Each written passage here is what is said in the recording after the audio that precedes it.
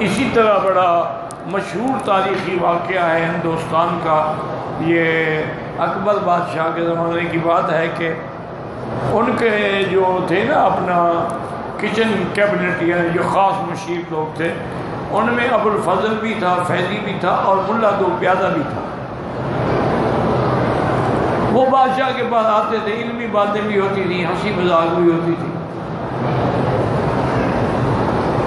اب وہ یہ چاہتے تھے کہ فیضی کہ مجھے بادشاہ کے ساتھ موقع ملے تاکہ میں اس کو شیعہ مذہب سمجھاؤں۔ یہ دین اکبری جو ہے نا انہوں نے بنایا تھا، لیکن مصیبت یہ ہے کہ یہ ملا دو پیادہ ایسا پاگل ہے، آ جاتے ہر بات پہ کوئی نہ کوئی مذاق کر دیتا ہے، بادشاہ ہنس پڑتا ہے، بات رہ جاتی ہے۔ انہوں نے بادشاہ سے کہا کہ حضرت ایک تو ہمیں ملاقات کا ٹائم دیں، اور ایک شرط یہ ہے کہ یہ ملا دو پیادہ نہ ہو۔ کہا بھائی کیسے بات کرتے ہو، جیسے تم میرے مشیر ہو، وزیر ہو، میرے ساتھ رہنے والے ہو، وہ بھی تو دوست ہے، اس کو کیسے منع کریں ہم؟ انہوں نے کہا حضرت پھر بات ہو نہیں سکتی ہے۔ انہوں نے کہا اچھا ایسا کرتے ہیں، میں اس کو کہہ دوں گا کہ وہ بولے گا نہیں، بات نہیں کرے گا، خاموش بیٹھا رہے گا۔ انہوں نے کہا جی پھر ٹھیک ہے۔ بادشاہ نے حکم دیا بھی سب فلاں وقت پہ آ جاؤ، لیکن انہوں نے کہا ملا دو پیادہ سے کہ خبردار تم نے بات کوئی نہیں کرنی، میں نے ان سے وعدہ کیا ہے اور بادشاہ کی زبان ہوں۔ انہوں نے کہا ٹھیک ہے حضرت میں نہیں بولوں گا۔ اب جب سارے آ گئے اور ملا دو پیادہ ایک تو سب سے آخر میں آئے، اور ایک یہ کیا کہ اپنے دونوں جوتے جو تھے نا وہ بغل میں دبائے ہوئے ایسے بڑی مضبوط کیے ہوئے آ گئے، آ کے کرسی پہ بیٹھ گئے۔ پہلے تو لوگ دیکھ کے ہنس پڑے، یہ پاگل ہے، بادشاہ کی مجلس میں جوتے لے کے آ گیا۔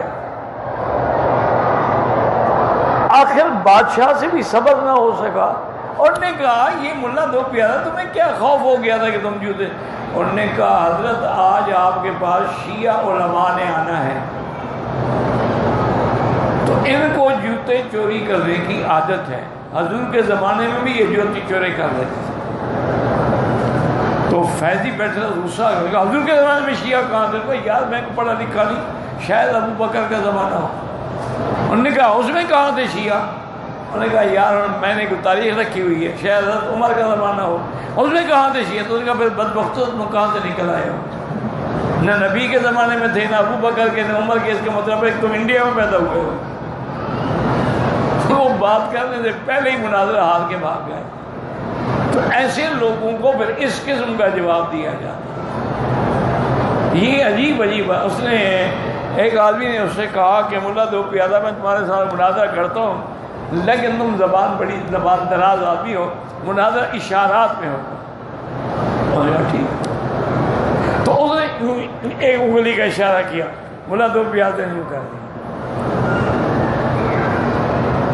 اس نے ایسے تھپڑ کا اشارہ کیا، انہوں نے مکہ بنا کے دکھا دیا۔ مناظرہ ختم ہو گیا۔ یہ کیا ہے؟ انہوں نے کہا میں نے کہا تھا خدا ایک ہے۔ انہوں نے کہا نہیں رسول اللہ بھی ہے۔ میں نے کہا پنجتن مانو، اس نے کہا پھر ڈنڈا بھی مانو۔ وہ تو شہید ہو گئے سارے، ڈنڈا مانو گے تو نتیجہ نکلے گا۔ تو اس طرح باتیں مجبوری